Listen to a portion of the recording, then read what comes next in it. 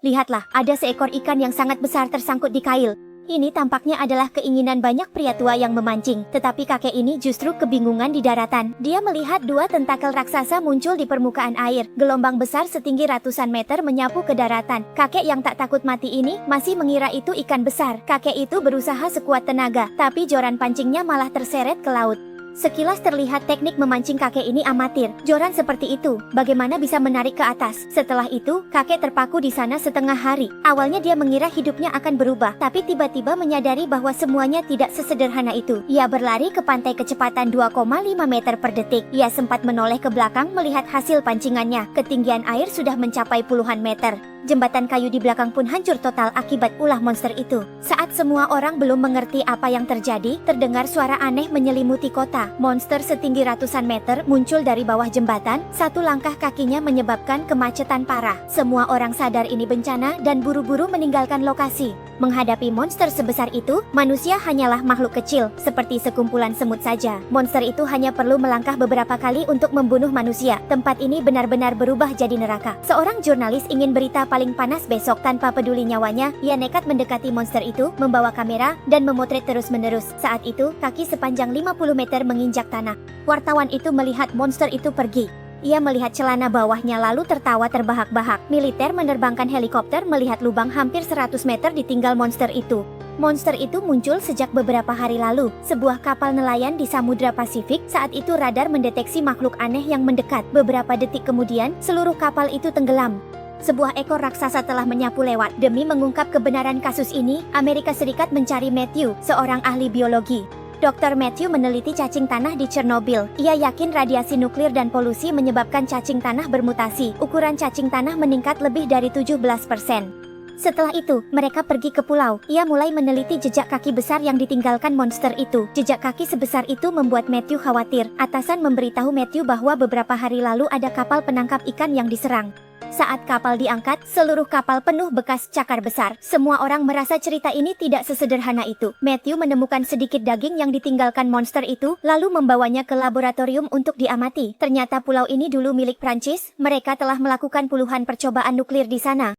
Matthew berpendapat itu hanyalah mutasi akibat nukleon. Prediksinya membuat pria gemuk di sampingnya tertawa, tetapi monster sebesar itu tidak terlihat jejaknya lagi. Militer mulai menyelidiki, membubarkan semua orang di kota, lalu mencari lokasi monster itu menghilang. Untuk memancing monster itu dan memusnahkannya, mereka memutuskan memakai banyak ikan untuk menarik perhatiannya. Tempat monster itu menghilang dipenuhi tumpukan ikan besar, menunggu ia datang, namun mimpi buruk baru dimulai. Untuk memancing monster raksasa itu, militer menumpuk ikan dalam jumlah besar guna menarik perhatian monster tersebut. Untungnya, cara ini berhasil. Permukaan tanah mulai retak, seluruh tubuh monster itu tertutup sisik, sekilas tampak mirip dinosaurus yang telah punah.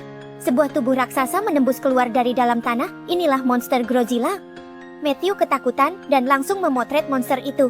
Godzilla sama sekali tidak tertarik, ia tetap lebih suka makan ikan. Saat itu ia hampir mati kelaparan, jadi hanya fokus pada tumpukan ikan, mulai melahap ikan-ikan itu dengan cepat, dan Godzilla tidak sadar bahwa ia telah masuk ke perangkap. Seluruh area di sekitarnya dikepung pasukan bersenjata. Petinggi memerintahkan meledakkan bom. Godzilla dengan cepat berhasil menghindar. Kali ini ia juga sudah marah, lalu menyerang ke arah pasukan militer. Satu kakinya langsung menginjak hancur sebuah tank. Dua kendaraan lapis baja yang bodoh mencoba mengejar Godzilla, tak disangka ia malah menyemburkan api untuk melawan balik. Tepat saat itu, beberapa helikopter datang dan dengan cepat mengunci target. Dua rudal yang ditembakkan hanya meleset sedikit.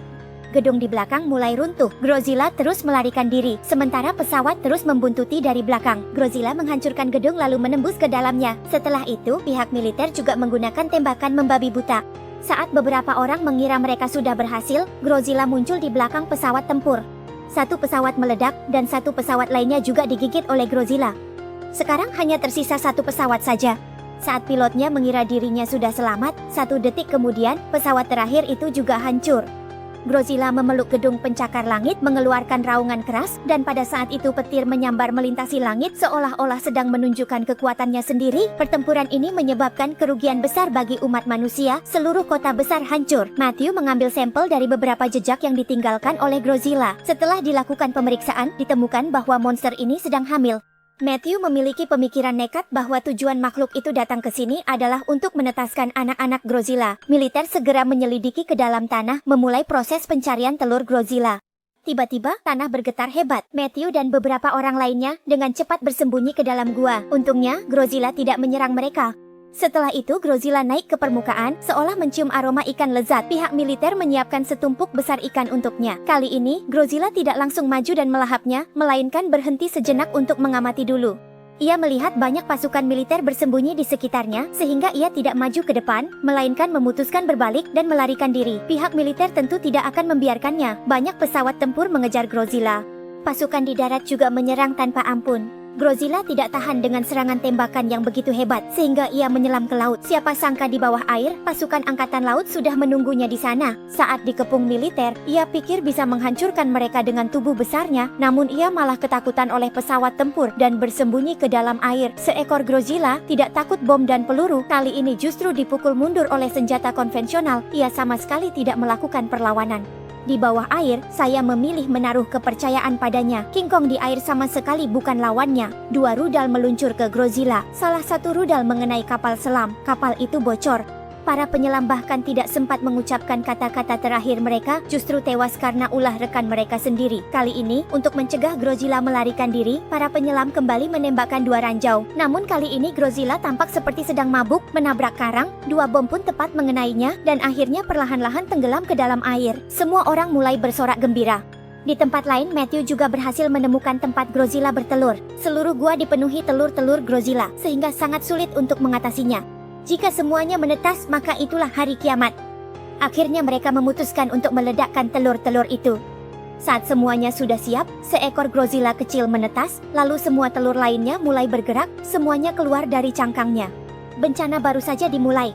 Godzilla yang baru lahir itu sudah lebih tinggi dari manusia. Melihat situasinya tidak lagi sederhana, mereka segera melarikan diri. Pada saat itu, beberapa orang tewas secara tragis menjadi santapan Godzilla. Orang-orang selamat segera kirim sinyal minta tolong, lapor ke militer untuk meledakkan tempat ini. Harus cepat cari cara sebelum monster baru lahir keluar. Setelah itu, pesawat tempur datang dan mengebom lokasi. Saat itu, tempat kejadian meledak hebat, semua Godzilla dihancurkan. Saat semua orang mengira semuanya sudah berakhir, Godzilla dewasa tiba-tiba muncul kembali. Ternyata, ia tidak mati, hanya pingsan sebentar. Melihat mayat anak-anaknya di sekeliling, ia meraung penuh kesakitan.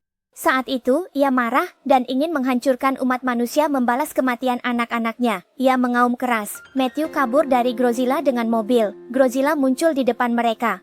Akhirnya, mereka sampai di jembatan yang melintasi laut. Saat melintasi gerbang jembatan, tubuh raksasa Godzilla terjebak di antara kabel baja, sehingga sementara tidak bisa keluar. Pasukan udara mulai mengebom. Godzilla pun terluka. Setelah ledakan dahsyat, akhirnya Godzilla tak mampu bertahan lagi, dan roboh di depan Matthew.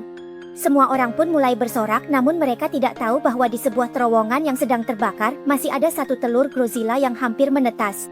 Film pun berakhir di sini. Saya Lobak. Jika kamu suka, silakan follow saya ya. Sampai jumpa di episode berikutnya.